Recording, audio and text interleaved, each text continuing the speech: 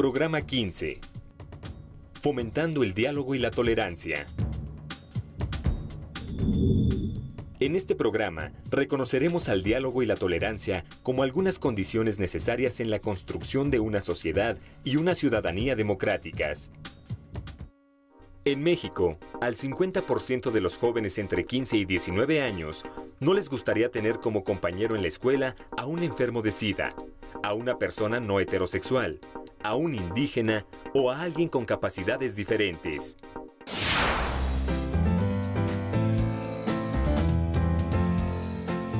Hola, bienvenidos a este espacio de diálogo y reflexión. Adolescentes sin morales. En este programa hablaremos de dos aspectos fundamentales para la sana convivencia en una sociedad democrática. Nos referimos al diálogo y la tolerancia. Para platicarnos sobre el tema, nos acompaña Maripaz Valenzuela, subdirectora de Programas y Materiales Educativos del CONAPRED, y Ana Laura Gallardo Gutiérrez, jefa del Departamento de Interculturalidad de la Coordinación General de Educación Intercultural y Bilingüe de la SEP. Bienvenidas a las dos. ¿Qué actitudes intolerantes detectas en la escuela, en tu familia o con tus amigos? Chavos. Bueno, en la escuela vemos cómo se forman los grupos de adolescentes, ¿no? A unos les gusta el rock, a otros el pop, y así se van separando y discriminando unos a otros, aunque en la mayoría de las veces ocurre eso. Ok.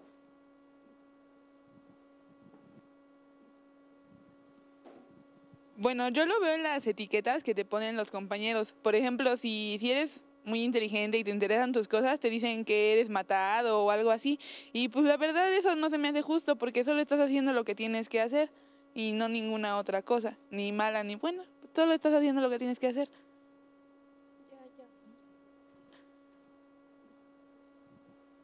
Que al momento de hablar te arrebatan la palabra. Que, por ejemplo, estás dando tu opinión acerca de un tema y mientras el profesor solo te da a ti la palabra, otros compañeros están hablando de cosas que no son ni siquiera de la materia o del tema.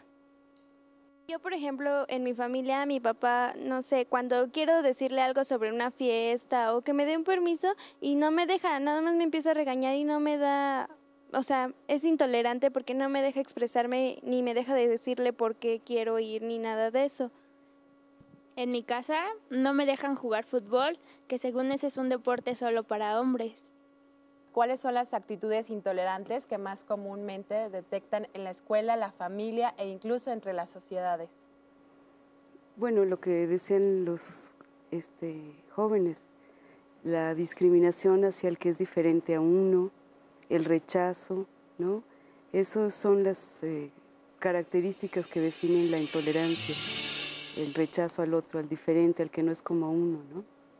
En general en la escuela pues es el rechazo a las niñas por parte de los niños, el rechazo de los niños por parte de las niñas, el rechazo a las personas que tienen alguna discapacidad, el rechazo que también es muy frecuente a los niños indígenas, en fin, a los que tienen alguna religión diferente a la que comúnmente existe en las escuelas, y en las familias es muy común el rechazo a los puntos de vista de los menores, ¿no?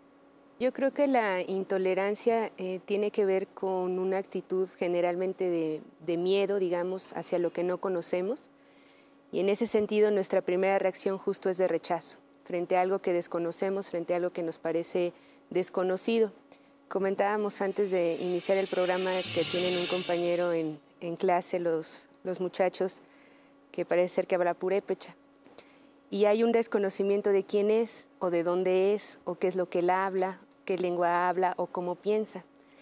Y esa diversidad que está incluso en los salones, que son nuestros propios compañeros, lo primero que nosotros generamos son actitudes de protección de nuestra propia identidad. Es decir, si no es como yo, me alejo.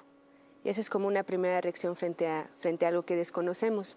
Pero sería muy interesante también ver cómo piensan los demás, cómo hablan los demás y cómo eso nos puede enriquecer unos a otros, que es finalmente una manera de combatir la intolerancia. Chavos, para ustedes, ¿cuáles son las consecuencias de la falta de diálogo y tolerancia? No aceptes la opinión de alguien porque crees que es diferente a ti o porque no has hablado bien o no has dialogado, no sabes su mentalidad, no sabes si es igual a la tuya o puede ser diferente. Bueno, esto también lo vemos con los adultos y la gente que tiene poder, porque cuando no dialogan llegan a conflictos muchísimo mayores y se llegan a provocar guerras, y aquí la falta de diálogo provoca problemas terribles como muerte de gente inocente. Por la falta de diálogo también se pueden generar problemas, como si tú no estás de acuerdo con la otra persona, te empiezas a pelear y no terminan en un acuerdo en común. ¿Cuáles son las consecuencias de esa falta de diálogo y tolerancia? Ana Laura, por favor. Pues como ya lo comentaban los muchachos, va desde un rechazo hasta niveles de violencia como lo pueden ser las guerras. La falta de diálogo genera, digamos, siempre la posibilidad de malinterpretaciones, la posibilidad de no acuerdos, y eso obviamente llega a estos extremos como lo pueden ser la guerra o el etnocidio, como ha sido el caso de México durante muchos años, es decir, la exterminación del otro. La intolerancia puede llevarnos a no admitir ni siquiera la existencia de una diferencia, como ya lo decían también los chavos. Hay ciertas ideas o ciertas mentalidades que no necesariamente van a concordar con la nuestra, y pareciera que eso no lo podemos admitir si nosotros tenemos como esta imposibilidad de pensar desde los zapatos de los demás o ponernos en el lugar de los demás, y eso nos puede llevar, como ya lo dijeron ellos, hasta la violencia, a provocar, digamos, guerras, etnocidios, etcétera, ¿no? Las consecuencias de la intolerancia, pues es la exclusión del otro, ¿no? Es la imposición de un punto de vista único, ¿no? Ese es el que vale y ese es el que se impone a todos los demás, ¿no? Y eso impide, por supuesto, el ponerse de acuerdo, el dialogar. Y lo interesante de la posibilidad que abre la tolerancia y el diálogo es la construcción de acuerdos. Por eso se dice que es un mecanismo de la convivencia, la tolerancia y el diálogo, ¿no? Con eso se pueden construir acuerdos, porque estamos en una sociedad muy compleja y muy diferenciada, y no hay manera de ponernos de acuerdo más que dialogando, construyendo acuerdos racionalmente, ¿no? Esa es la posibilidad que tenemos. Muy bien. Chavos, ¿qué hacen cuando alguno de sus compañeros tiene actitudes intolerantes? Bueno, por ejemplo, tal vez en el momento pues te molesta porque pues todos son tus compañeros y te molesta que a los demás los traten de una forma distinta, pero platicando pues ya sabes la situación de por qué lo hizo, tal vez tiene algún problema, porque todo es un espejo, tal vez a él lo tratan igual y él solamente refleja con otras personas lo que él siente. Okay, ¿de aquel lado? Porque también no respetas a las otras personas por el simple hecho de que piensan distinto de ti y no les das oportunidad de expresarse. Bueno, yo por ejemplo con mis amigos lo escucho y sí, respeto su opinión, pero si yo no estoy de acuerdo con eso, pues le digo sus errores o lo que no me gusta, y pues igual que como yo lo respeté, siento que él me tiene que respetar a mí, así.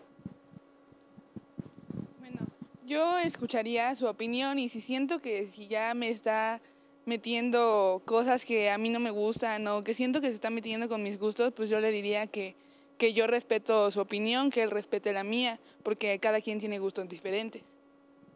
Claro. Bueno, principalmente lo que yo haría es hacer reflexionar al compañero, ¿no? Porque somos seres humanos los dos y no se vale que a uno los traten mal y al otro lo traten bien, o sea, que no se distinga, que haya igualdad. ¿De qué manera se puede poner en práctica la tolerancia y el diálogo en la vida diaria? Bueno, para poderlo hacer, primero tienes que reconocer que todos tenemos derechos a tener un punto de vista propio, ¿no? Todos tenemos libertad de expresión y eso es lo primero, ¿no? Reconocer que todos lo tenemos. Y para poder construir acuerdos, hay que escucharnos, ¿no? Primero, como dice la compañera, ponerse en el lugar del otro, escuchar sus motivos, las razones que tiene para tener ese punto de vista, ¿no? Y encontrando los puntos de acuerdo es como se posibilita la convivencia, ¿no? Esa es la posibilidad que hay para poder escucharnos,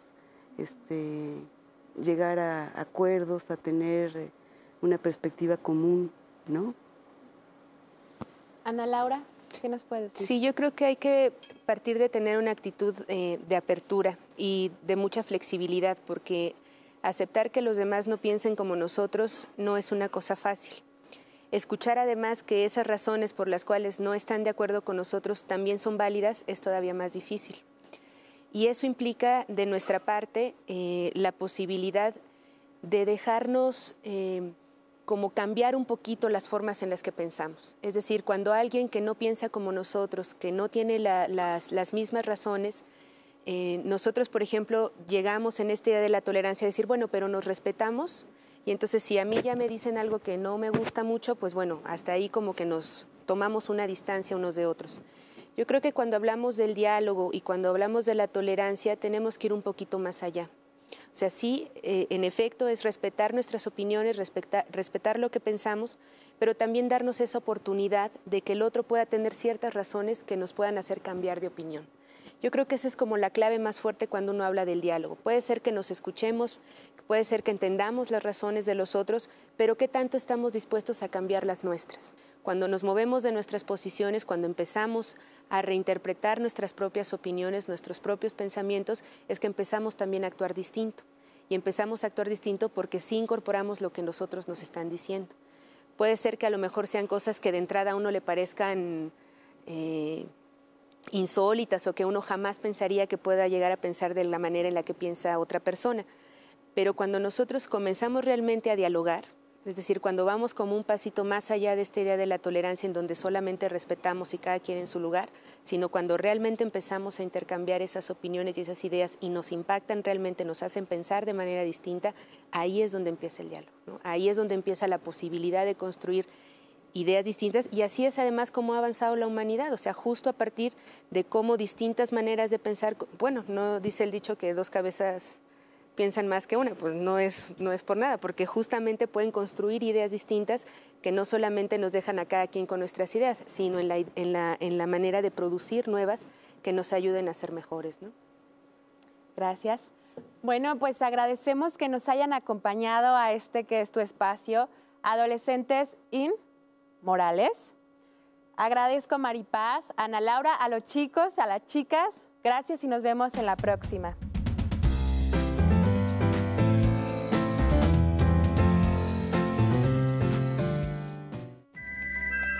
Cuando conozco a alguien, no me importa si es blanco, negro, judío o musulmán.